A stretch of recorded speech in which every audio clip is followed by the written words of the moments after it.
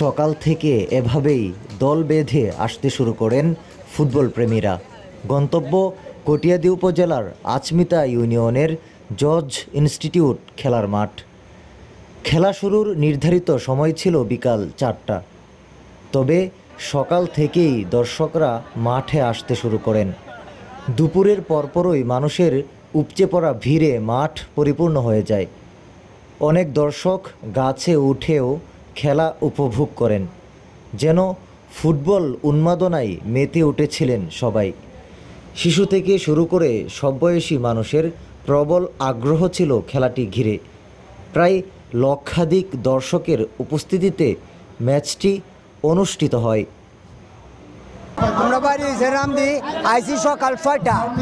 কালকা ওই রাতের সন্ধ্যার সময় প্রোগ্রাম করছি যে আজকাল সকালে আমি যে বেহের আগে আমার বন্ধু বান্ধব আসছে গাজীপুর থেকে এই খেলা দেখার জন্য, আসছে বালুকা থেকে। যারা খেলাধুলায় ব্যস্ত থাকে তারা মাদকে যেতে পারে না, তারা মাদক থেকে দূরে থাকে। আজকে যে দর্শক হয়েছে আমার মনে হয় বিশ্বকাপ স্টেডিয়ামে যে দর্শক হয় তেমন সেম লুক হবে, কিন্তু এই মাঠে যেন আগামী বছর পূর্ণাঙ্গ স্টেডিয়াম হয়। এই মাঠে কোনো গ্যালারি নাই, এমন জনগণ সেখানে ভালো মতো খেলা উপভোগ করতে পারে না। তাই সরকারের কাছে একটা দাবি যাতে এখানে একটা স্টেডিয়ামের ব্যবস্থা করা হয়। শুক্রবার বিকেলে কিশোরগঞ্জের কটিয়াদী উপজেলার আচমিতা জর্জ ইনস্টিটিউট মাঠে এমন দৃশ্যের অবতারণা হয়। দর্শকের উপস্থিতিতে মাঠ কানায় কানায় পরিপূর্ণ হয়ে যাওয়ার পর আশপাশের গাছে অবস্থান নেয় দর্শকরা। কটিয়াদী ছাড়াও নরসিংদী, গাজীপুর, ময়মনসিংহ সহ আশপাশের বিভিন্ন জেলা থেকে দর্শকরা মাঠে জড়ো হন। এক পর্যায়ে মাঠটি ফুটবল প্রেমীদের মিলন মেলায় পরিণত হয়। দর্শকদের গগনবিদারী উল্লাসে সৃষ্টি হয় ভিন্ন এক আবহ। আচমিতা ইউনিয়নের অষ্টঘরিয়া পাপ্পু ক্রীড়াচক্রের আয়োজনে 33তম লক্ষ টাকা prize money gold cup football tournament মাসব্যাপী আয়োজনের ফাইনাল ম্যাচ অনুষ্ঠিত হয় শুক্রবার। হাড্ডাহাড্ডি লড়াইয়ের ম্যাচটি নির্ধারিত 90 মিনিটে গোল শূন্য ড্র থাকায় ফল নির্ধারণের জন্য ট্রাইবেকারের আশ্রয় নেওয়া হয়।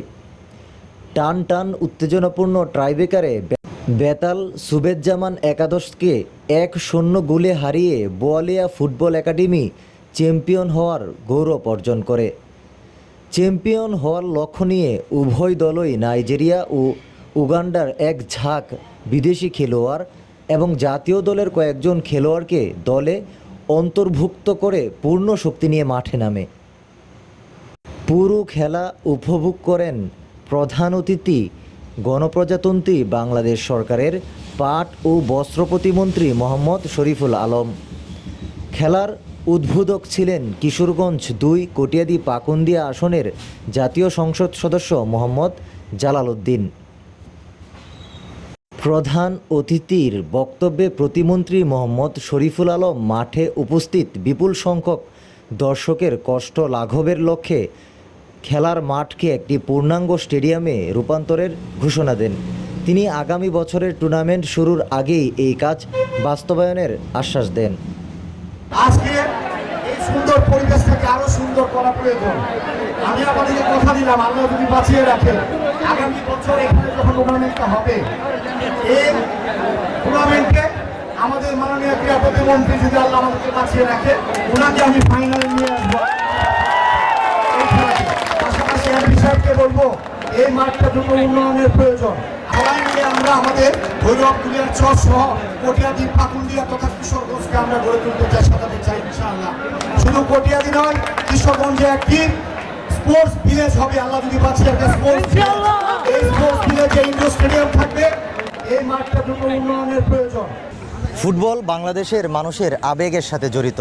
ছোট শিশু কিশোর থেকে ছোট করে আবাল বৃদ্ধা সকলেই আনন্দে মেতেছে এই ফুটবল খেলার। কটিয়াদী উপজেলার আচমিতা এই মিনি স্টেডিয়ামে আজকের ফাইনাল খেলা উপভোগ করতে হাজার হাজার মানুষ খেলা শুরু হওয়ার আগেই চলে এসেছে মাঠে। এই উচ্ছ্বাস ফুটবলের প্রতি গ্রাম বাংলার মানুষের ভালোবাসারই বহিঃপ্রকাশ। যুগে যুগে এই ফুটবল খেলা বাংলাদেশের গ্রামীণ জনপদের উচ্ছ্বাস ছড়ানোর অন্যতম অনুষঙ্গ।